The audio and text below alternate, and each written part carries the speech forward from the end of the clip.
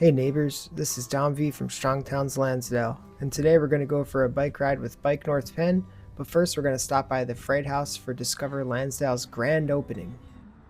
This will serve as an event space but also the headquarters for Discover Lansdale, and as you can see everyone showed up for this event. I do have to admit though, we have been in this building before because Discover Lansdale is actually nice enough to let our group Strongtowns meet here every first Tuesday of the month. So if you want to see more of it, come out to our meetings every first Tuesday of the month. But for today's grand opening, we actually had these model trains going, and they were so cool. And now time for the big guys.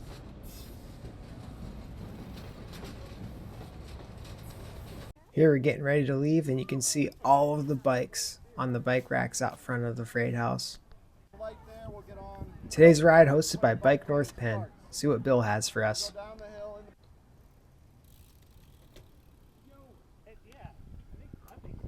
On this. Go fast, turn left. Go fast, turn left. NASCAR, baby. So here we are on Welsh Road right outside of Bergey's after you cross over Line Street, and you can see the bike lane actually begins here and ends here depending on what way you're riding. So here it would begin and go toward North Wales Road out of Lansdale. But as you're coming into Lansdale on the other side of the road, you can see that's where the bike lane actually ends. I do like that there's a painted line here or a painted double line, but essentially you are riding in what is a gutter. And the more this gets rained on, debris in, the harder it's going to be to ride in. So I'm interested to see how they kind of manage this as debris starts accumulating in the gutter. This is about where the bike lane ends, and you're dumped into what is a Sharrow situation on a 4-lane strode, essentially. On this side of the road, there's 3 travel lanes, one turning lane on the right, a straight turning lane in the left, and then the straight lane in the middle. And you can see here there's just a lot of conflict points, especially with cars turning right on red here, and the school traffic coming out of St. Stan's or Mater Dei right there. This is also a section of the road where you can see drivers think they can pass cyclists who have taken the lane by getting into this left turn lane and going straight through the intersection rather than using it for what it's intended to be, a left turn lane. This is really important because if there's actually someone going to turn left here and there's someone trying to pass to go straight, that's a very dangerous situation for anyone, even in a car. There's a very high possibility that there's going to be a crash. And then here there's this false sense of a bike lane right here, but it's really still a Sharrow situation where the cyclist should be taking the full lane. You have to be a really confident rider to be willing to kind of ride on this. And you can actually see here, there's someone that's just not even trying to ride in the road. They're just riding on the sidewalk for their own safety. And then there's just another really complicated, slip lane here. Cyclists are then pushed into this right turn lane with Sharrows, which is a confusing situation because are you supposed to go right or if you're going straight? And then again, you're in a right turn lane where there's a Sharrow, insinuating you can ride here, but which way you going, straight or right into the Ace Hardware?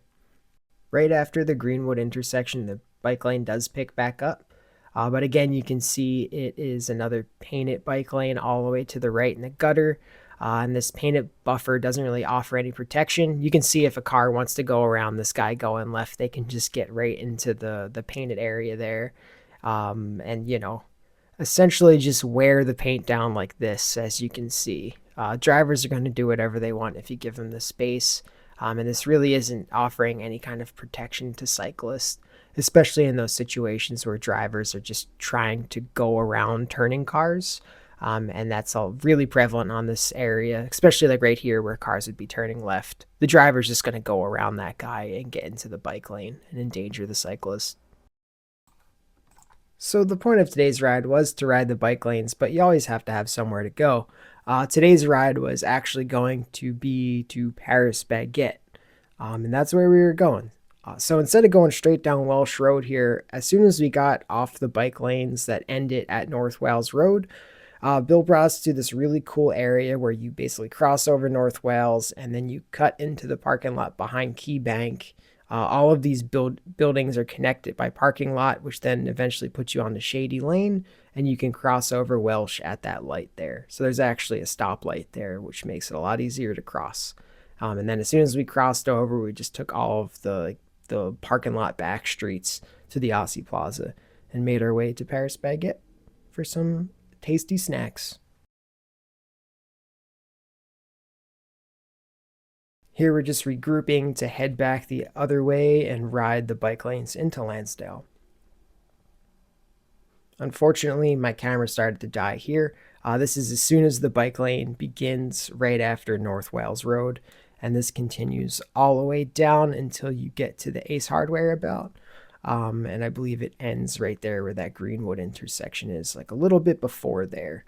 So it essentially goes down, and then as soon as the road starts narrowing because this lane is beginning to start, there's this right turn lane into the Ace Hardware.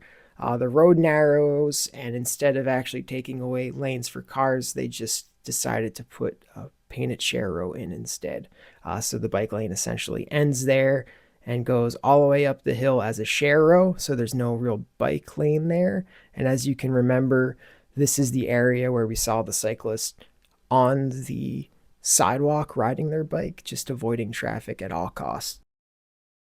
So from Greenwood all the way until modern day, there's just share rows going into Lansdale. So you're basically teased with this bike lane going into Lansdale, and then as soon as you get to the Ace Hardware, it stops, and then it doesn't pick back up until you get to right outside modern day, and then it again ends out front of Bergie's where we saw it earlier start.